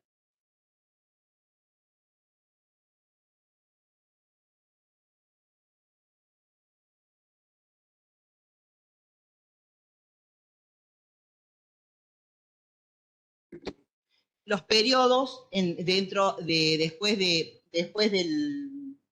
recibida la sentencia, con su cómputo, comienza el periodo de observación, que les decía que son 30 días, para poder evaluar, hacer el historial criminológico y ahí hacer el pronóstico y el diagnóstico del condenado, y luego pasa al periodo de tratamiento que se encuentra en el artículo 13 y 14, donde realmente se va a trabajar con aquellas debilidades o aquellas circunstancias o interferentes que estuvieron interviniendo en el momento que estuvo en conflicto con la ley, ¿sí? Ahí se le ofrece en ese periodo distintas alternativas. Y luego viene el periodo de prueba, que son ya los beneficios en sí penitenciarios, que son la salida transitoria, la salida laboral, ¿sí? Y luego el último periodo, que es el periodo de libertad condicional, que ya es el último tramo de la condena, que se puede dar a los 35, de acuerdo al nuevo código, el nuevo artículo 13 del Código Penal, se puede dar a las 2/3 partes si es una pena temporal, o se puede dar a los 8 meses si la condena no supera los 3 años. Ustedes me dirán, pero ¿cómo 8 meses, 3 años y todos los otros periodos? Y bueno, lamentablemente siempre la libertad condicional, ¿no es cierto?, la precede al periodo de prueba. En este caso, cuando la condena no supera los 3 años. Va primero la libertad condicional. ¿Por qué? Porque el periodo de prueba es a la mitad de la condena. Y el periodo de libertad es a los 8 meses. Es el periodo de observación, donde consiste en el estudio médico, psicológico, social del interno, y se hace la formulación del diagnóstico y el pronóstico criminológico, y comienza con la recepción de la sentencia en el organismo técnico criminológico, y el que debe expedirse dentro de los 30 días, recabando la cooperación del interno, el principio de democratización que tiene la ejecución. El equipo interdisciplinario es el que confecciona el historial criminológico, donde ahí se va asentando, por así decirlo, todos los progresos que pueda tener, o también la retrogradación o los regresos que puede tener en el tratamiento. ¿Cuáles son las funciones del organismo? Es el estudio, la formulación del diagnóstico, la cooperación del condenado, las fases del tratamiento, la determinación del tiempo mínimo, porque el gabinete es el que va a determinar cuál es el tiempo mínimo que va a permanecer dentro del tratamiento.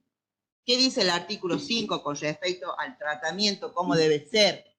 Debe ser programado, individualizado y individualizado. Ahí falta una coma, la ley tiene un problema, porque el tratamiento del condenado es programado e individualizado.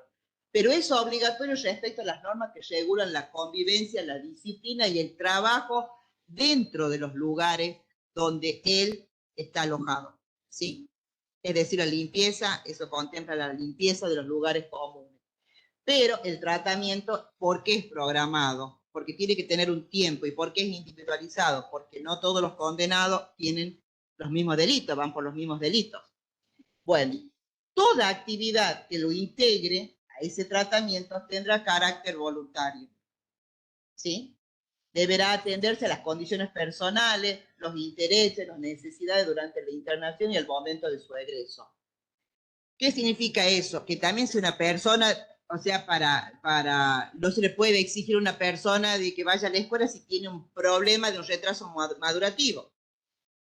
La persona que estudia no se le puede exigir que trabaje dentro del penal, pero sí que mantenga su aseo, ¿sí? Entonces está exceptuado de la laborterapia si él estudia. Pero si está estudiando, ¿no es cierto? Bueno, realmente una carrera importante, porque le deja espacio la primaria y la secundaria para ejercer otros trabajos. Y si algún del desempeño puede resultar relevante respecto al ejercicio, deberá ser registrado. Es decir, nosotros hemos tenido condenados que han sido contadores, psicólogos, médicos, y que han colaborado, y realmente eso también le ha servido dentro de la progresividad, porque docentes en la época de pandemia han trabajado como facilitadores dentro de los pabellones. El periodo de tratamiento está dividido en fases, se divide en 3 fases, ¿sí? Y también es progresivo. Ese tratamiento, que es el segundo en el periodo, tiene realmente el fin de acrecentar la confianza del interno, y se le da responsabilidades a medida que va pasando de fase en fase. Eso siempre dentro del tratamiento, la fase, ¿no? Dentro del tratamiento, todavía no pasamos al periodo de prueba. Entonces, la primera fase es un choque, es intensivo, donde se le dice, tenés que hacer esto, esto, esto y esto, ¿sí? Entonces, realmente ahí el gabinete puede observar cuál es el compromiso y la predisposición con respecto al ofrecimiento que le hace el equipo criminológico con respecto a los aspectos que él considera que son vulnerables para él, ¿no? Entonces, es muy intensivo. No se requiere conducta ni concepto en esto.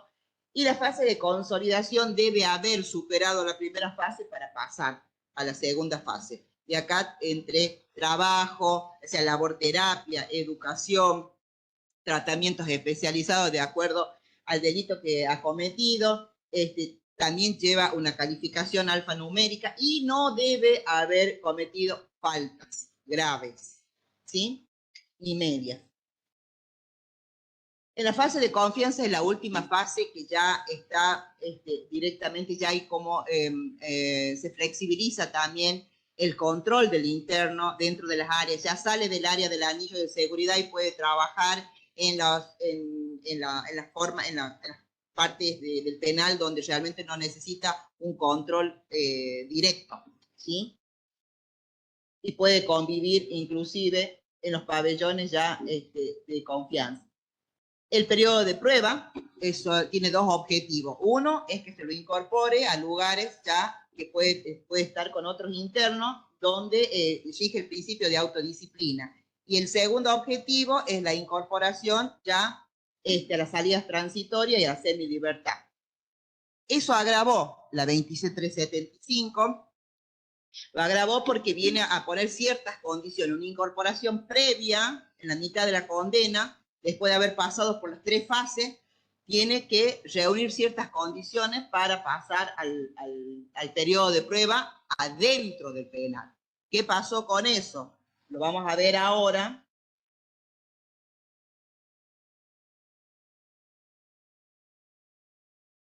Lo vamos a ver en el caso de la incorporación previa. Para eso, o sea, requiere ciertos requisitos que mantenerse adentro del penal todavía a pesar de la mitad de la condena, porque para el egreso, ¿sí?, a las salidas transitorias, a la semilibertad, necesita, de acuerdo a la condena, si tiene una condena mayor de 10 años, ustedes dirán, bueno, pero la mitad de la condena ya está en condiciones de salidas transitorias. No, por la nueva modificación, si la pena supera los 10 años, tiene que esperar un año dentro del periodo de prueba, adentro del contexto de encierro, y recién poder solicitar la salida extramuros si reúne ciertas condiciones que son conducta ejemplar, el concepto, la buena opinión del gabinete, etcétera, etcétera.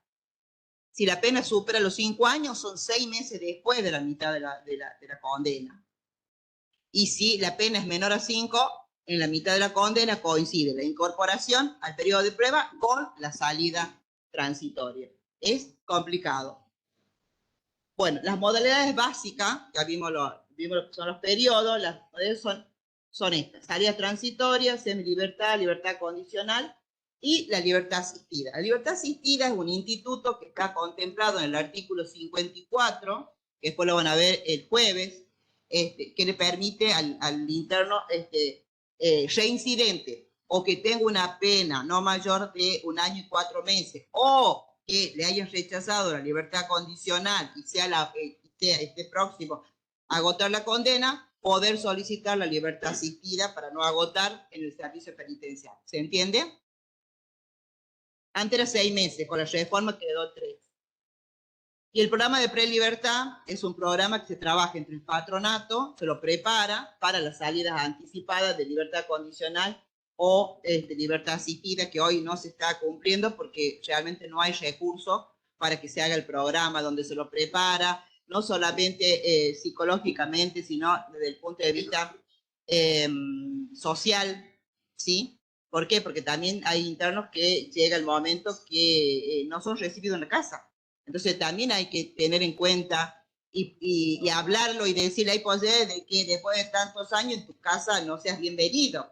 Una cosa es ir a visitarte, otra cosa es convivir con la persona que ha vivido 10 años dentro de un penal. Entonces, para eso estamos.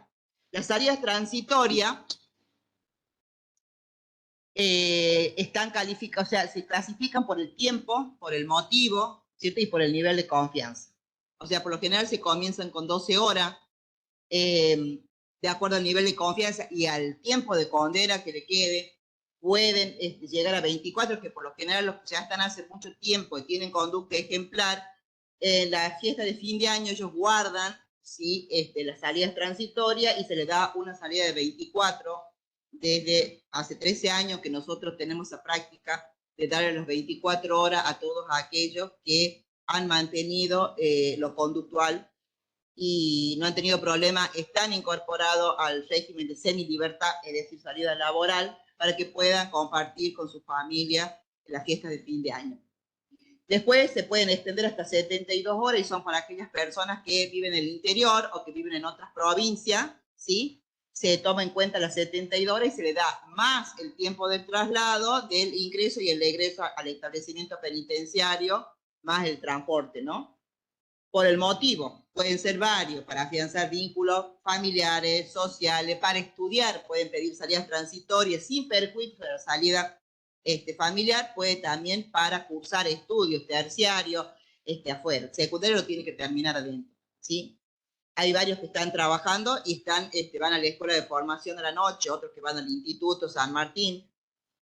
Y por el nivel de confianza, de acuerdo al nivel de confianza, puede ir acompañado con un empleado, ya no sé, casi esto es del año 96, confiado a la tuición de un familiar, bajo tutor, y bajo palabra de honor que sale, va y vuelve el tiempo que se le otorga, más el tiempo del colectivo, para que pueda ¿Qué pasó con todo esto anterior a la reforma? O sea, antes era la mitad de la condena y es lo que yo les decía. Ahora, ya con los 10 años, o sea, si tiene una pena mayor a 10 años, tiene que esperar un año para la salida transitoria. ¿Sí? En las perpetuas, antes con 15 años, que era el caso que les contaba yo de la tortura seguida de muerte, podían a los 15 años, ahora directamente ya no hay más, en el caso, no hay más salida. Antes, las perpetuas que eran de 20, cumplida la condena, 3 años, podían salir al régimen, a los beneficios penitenciarios. En las penas menores de 5, desde el ingreso al periodo de prueba, y en las penas mayores, 6 veces después. Nosotros, les comento que nosotros hacemos esto en los cómputos, les ponemos esto para que el servicio por ahí no tiene en cuenta, entonces nosotros le decimos, bueno, en este tiempo la pena es de 11 años, entonces el periodo para los beneficios van a ser, ¿no es cierto?, recién un año después de la mitad de la condena. Y en el caso de las penas mayores, de 5, va a ser 6 meses después. Primero la incorporación previa, y después la salida transitoria, y la salida. Y las otras coinciden. Si es menor de 5, mitad de condena, ya pueden solicitarla, ¿sí? Los requisitos: no tener causa abierta donde interese su detención u otra condena pendiente, total o parcialmente, conducta ejemplar o el grado máximo susceptible de ser alcanzado, y no encontrarse dentro de las causales del 56, que, o sea, me preguntan, ¿y quién puede salir? Y bueno, robo simple, hurto, no sé, reincidente de hurto, estamos hablando de un homicidio simple. ¿Quién más puede salir? A ver, doctores. Amenaza, estafas. Tenemos gente de estafas, ¿no? Bueno, estos son todos los otros requisitos. En el caso de los 128, 129, 131, estamos hablando de pornografía, facilitación de la pornografía, publicidad de la pornografía. Ahí se requiere ya una opinión fundada del equipo técnico criminológico y también del equipo del juzgado de ejecución para este tipo de delitos, ¿no? Bueno, todavía tuvimos en estos delitos, sí, ¿no? ¿O no? Sí, tuvimos al grupo. La semilibertad, que todo el mundo se asusta y dice, ay, está en semilibertad. La semilibertad es salida laboral, es igual que otra. Sale todos los días, ¿no es cierto?, a trabajar, como si trabajara en el medio libre, ¿sí? Está contemplado en el artículo 23. Puede pedir su salida laboral juntamente con la transitoria. Los requisitos: los datos del empleador, ¿sí? Reunir todos los requisitos del 17, es decir, del Consejo Correccional, una opinión positiva, ¿sí?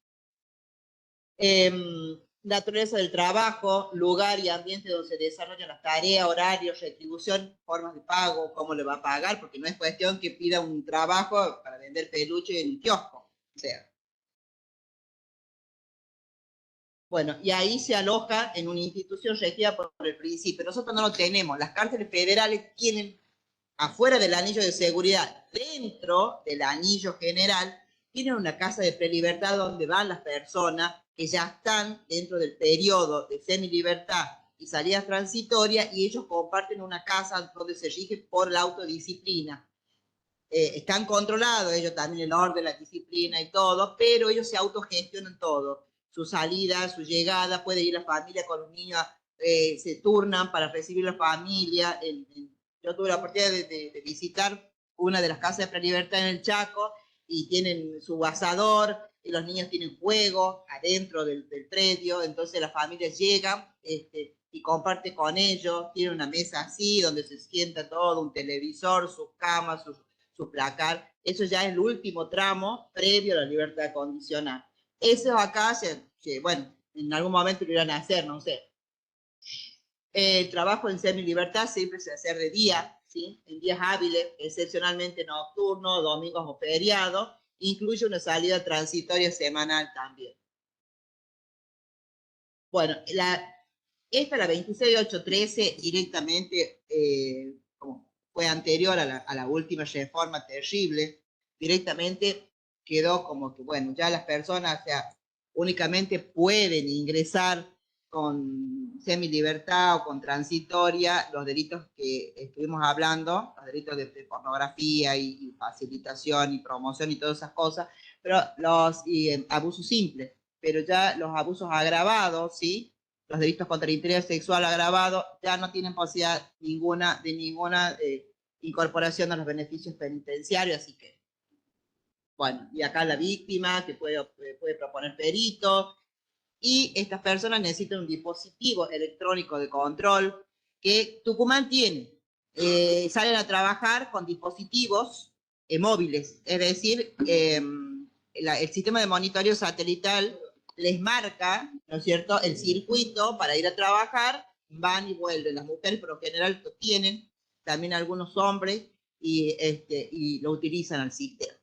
Acá nosotros tenemos el sistema fijo para prisión domiciliaria, porque bueno, no se ha gestionado tampoco esa cuestión. Bueno, acá decimos lo mismo como era antes, el único que tenía antes el 80, inciso 7, hoy ya es todo concreto, que lo vimos y lo analizamos. A todos los que ya no tienen beneficios son todos estos delitos que los analizamos. La prisión domiciliaria, que también la analizamos, también hay una prisión discontinua, una semidetención, que son en casos excepcionales. Nosotros no hemos tenido personas en esas condiciones todavía, ¿sí? Porque realmente no se ha dado la situación, pero en el caso, por ejemplo, en el caso de que se violara la obligación de residencia en la libertad condicional, se puede aplicar uno de estos institutos, ¿sí? Como para no revocarlo y mandarlo de nuevo al penal. Entonces, bueno, vas a trabajar, estás en tu casa, pero vuelves a dormir acá 72 horas, 2 días, 3 días, un fin de semana, ¿sí?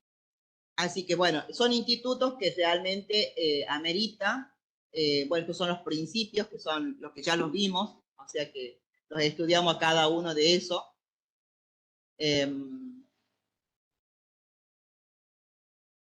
El régimen de progresividad, bueno, son todos los principios que, en definitiva, y el principio de humanidad, ¿por qué nosotros tomamos de los tratados, determinamos, por qué tomamos de los tratados el principio resocializador? Porque nuestra Constitución no habla en ningún momento de resocializar a nadie, solamente habla del principio de humanidad, es decir, que las cárceles serán sanas y limpias, nada más, no para castigo. Entonces no quedó otro legislador que, una vez incorporados los tratados, tomar ese principio de los dos tratados más importantes que ya mencionamos, sin perjuicio que hay tratados que realmente garantizan la educación, y de ahí se tomó la ley de estímulo educativo, que es el Pacto de los Derechos Económicos, Sociales y Culturales, que también contempla el derecho a trabajar, ese pacto, ¿no? Entonces, sin embargo, la Constitución de 1988, la nuestra, contempla el principio resocializador, porque habla de la readaptación de los condenados, ¿sí? Bueno. Acá lo que me preguntaba, el principio de la no marginación, fomentar las visitas. Todo establecimiento penitenciario cuenta con un régimen de visita. Y el régimen de visita, ¿no es cierto?, está regulado por la conducta. Mejor conducta, mayor horas de visita, ¿sí? No tenés conducta, tenés la conducta, no sé por qué razón le pones mala, pésima, buena, regular, buena, muy buena y ejemplar. No entiendo la diferencia entre mala, pésima, pero bueno, está. O sea, es alfanumérico. Teniendo en cuenta lo conductual, se regula el régimen de visita. Se hace una declaración jurada a principio de año, en febrero, de todas las personas que van a ingresar a visitar a cada uno de los condenados, ¿sí? Y esa lista se cierra, entonces no puede ingresar otras personas. Y se hace una especie de socioambiental para realmente ver cuál es la situación entre ellos. Comunicación periódica con los familiares, comunicación, en el caso, acá los federales tuvieron acá unos parientes, David, musulmanes, estuvieron acá. Bueno, cuando hubo chinos, también hubo coreanos, entonces necesitaban intérpretes. Entonces fue todo un tema porque el servicio tiene que garantizarle, pero no nos olvidemos que este es un servicio provincial, no un servicio penitenciario federal. Así que las visitas, la correspondencia, las comunicaciones telefónicas, todo eso está garantizado. También las suspensiones de comunicación en el caso, bueno, en el caso de estafa, en el caso de amenazas, hubo casos de amenaza, en el caso de violencia de género.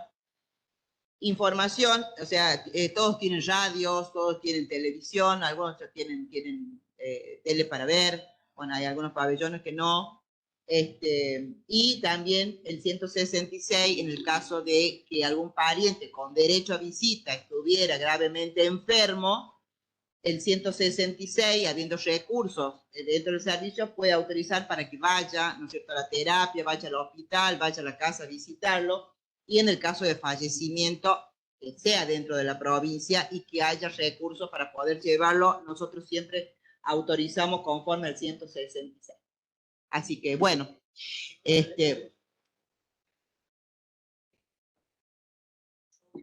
no, porque después de 13 años ellos están ya están acostumbrados, aparte que el que va llegando le va diciendo el otro, mira, esto funciona así.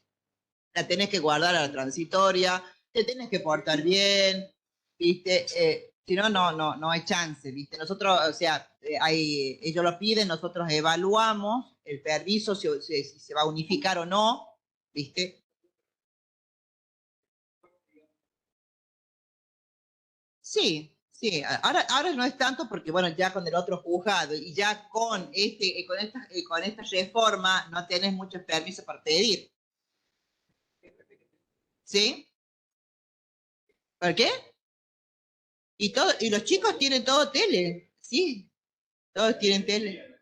Sí tienen DirecTV, o sea, el que puede, no todos tienen DirecTV, hay pabellones de los pabellones que les llaman ellos, que son los pabellones, ellos mismos dicen pabellones de cachivache, no tienen, pero sí, los que pueden pagar o sea, a ver, acá la ley lo dice, o sea, tienen derecho o sea, acá el único derecho que ellos tienen limitado es el derecho a la libertad de circulación.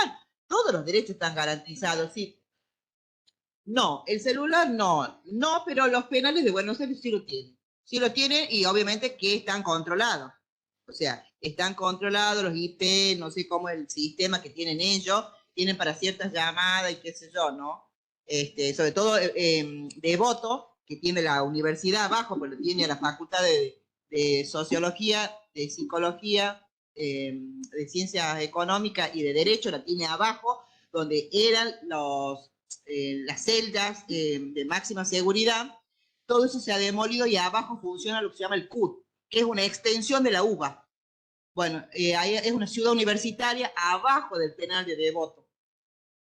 Y sí, ellos sí tienen, pero están monitoreados. Bueno, por lo menos en la pandemia han trabajado, o sea, no hay problema. Acá sí hubo un intento de darles, pero bueno, empezaron con las estafas, sobre todo hay un personaje específico de Barrio Nuevo, que bueno, entonces eso hizo que también volviera sobre sus pasos de tener, perjudica al resto, porque hay gente que sí lo puede tener y que bueno, que es responsable, y hay gente que no es responsable.